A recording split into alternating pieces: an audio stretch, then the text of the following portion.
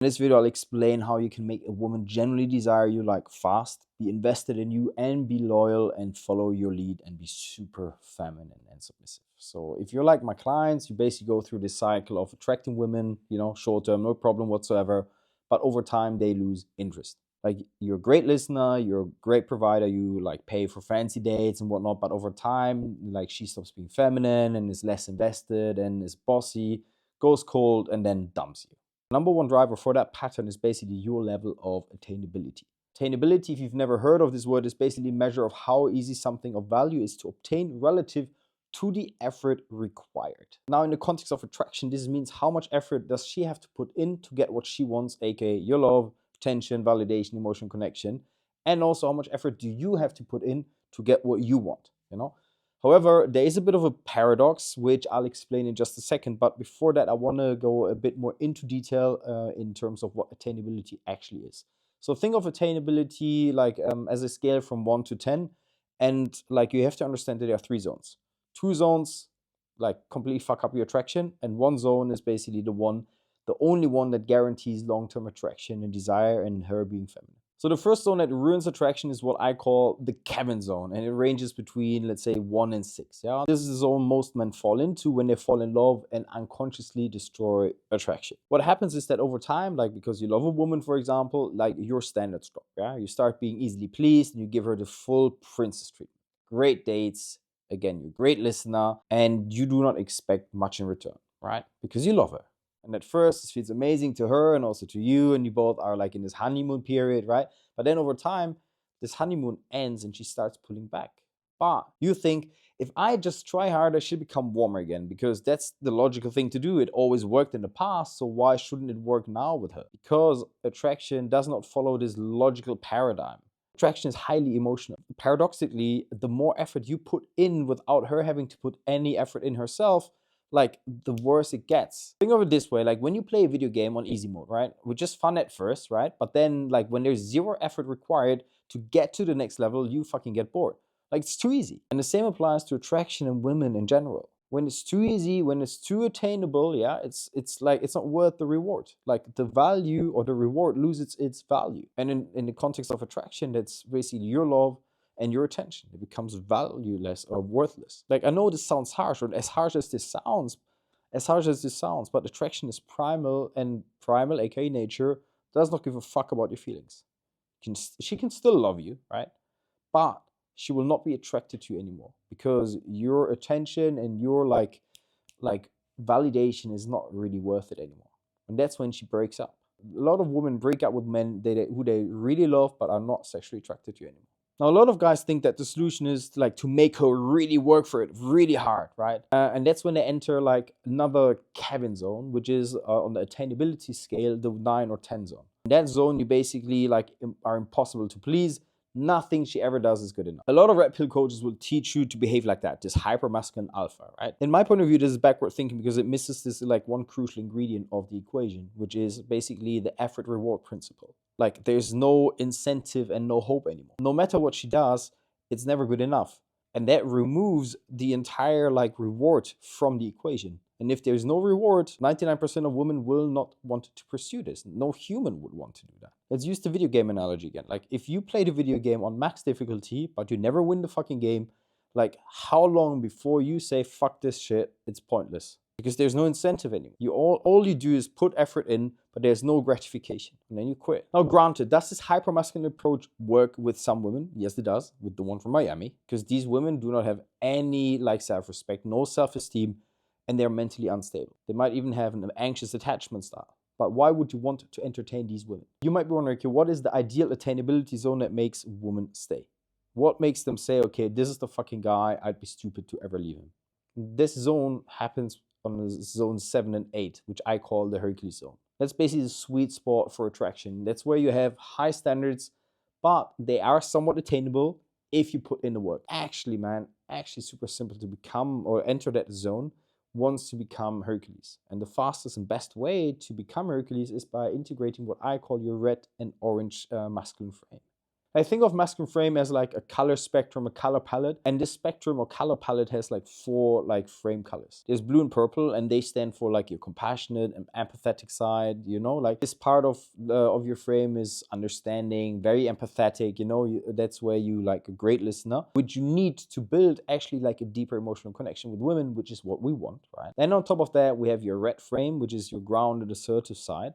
That's basically like your boundaries, your standards, right? And your ability to like fundamentally say like no and like not tolerate disrespect. And then we have your orange frame, which is your playful side. That is sort of the side that like creates an emotional contrast to the lovey-dovey and quite stoic side of yours, or the frame of yours. Now, what does this all have to do with attainability, you might wonder? How well you integrate all 4 color frames and balance them determines which zone you fall into. If you only have red and orange, you fall into the zone 9 and 10. Yes, you're like funny and witty and charismatic, but you're also very stoic. You lack emotional connection, and you're almost like impossible to sort of connect with and reach. Often a macho happens to be that archetype. And then we have also on the other side the purple and blue frame, which is the lovey-dovey side, the soft side, which a lot of Western men fall into. When they develop feelings, they turn into this softie. Again, attainability zone 1 to 6. Now, there's nothing wrong with operating from blue and purple, but it cannot be your only frame. When you're soft and accommodating, but like you do not have any spine or like any ability to stand up for yourself or be witty, aka red and orange, bro, then you're fundamentally like losing your entire frame. So I'm not going to teach you to suppress empathy, but I want you to lead with red and orange and let blue and purple sort of support it, yeah? And I'm obviously going to teach you now how you can integrate your red and orange frame. Red shows up as this zero tolerance for disrespect frame. Prime examples of men without a red frame are Will Smith or like Alec Baldwin. I think there's this, let's take a look at this famous scene from the red carpet. We're gonna see, you know, we're gonna see how it feels to have it be out there. It's gonna be great. You're a winner. Oh my God, when I'm talking, you're not talking. No, when I'm talking, you're not talking. See how Alec has 0 red frame here? Like, he lets her walk all over him and even apologizes and says, sorry, sorry, sorry, sorry. Crazy. Or then here we have Shelby Sapp and her, like, fiance. Like, they're both influencers, multimillionaires, right? Do you see the micro signs of disrespect and lack of masculine frame in this guy? Just here, look at how she grabs his, like, chin. And despite his looks, despite his money, there's this one picture where she's commenting, like, under one of her posts, like, if he's a good boy, he'll be fine.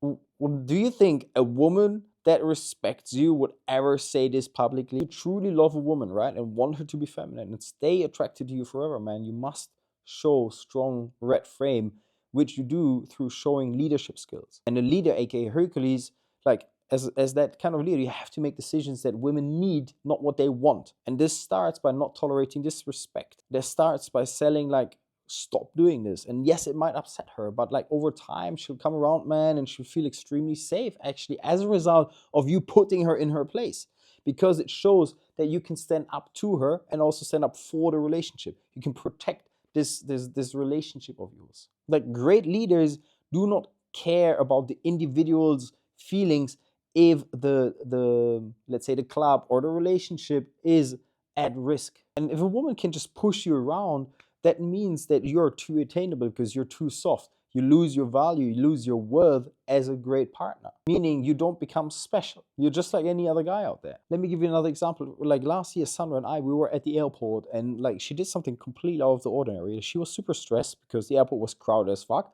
And it was an issue with her luggage, right? And I told her, gave her some tips how she should handle the luggage. And you know what she did? She turned around and said, like, actually quite loud by her stance, she's like, shut up. Leave me alone.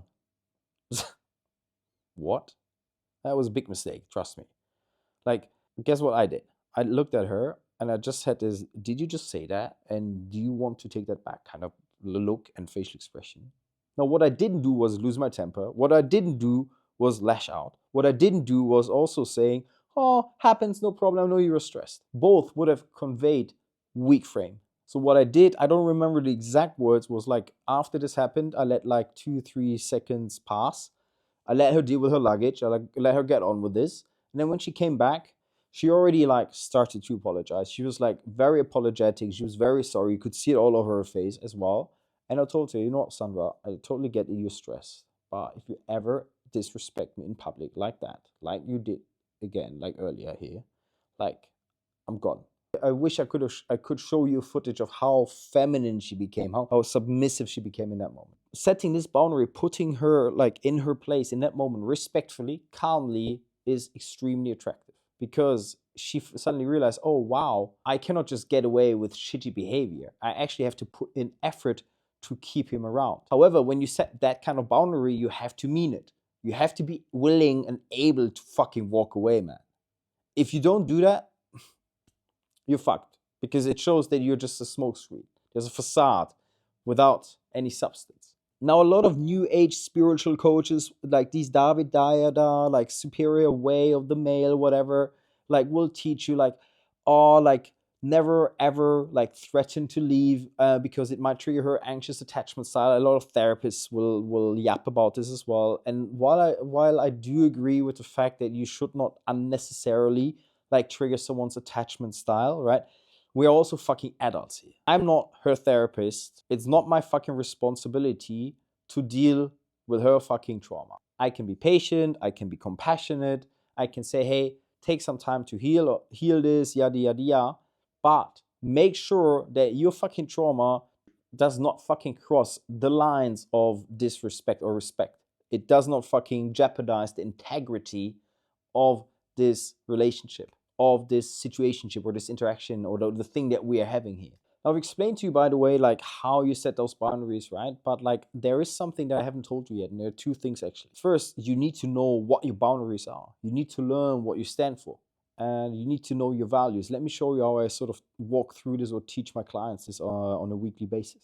Do I want to become the Hercules, the king of the Kevins, or the king of the Hercules? So what I would like you to walk away with is a question such as, where am I still acting like a Kevin, aka just a boy? Second, the biggest ceiling for like a ton of men is the lack of emotional regulation. This is like 90% of my clients struggle with this.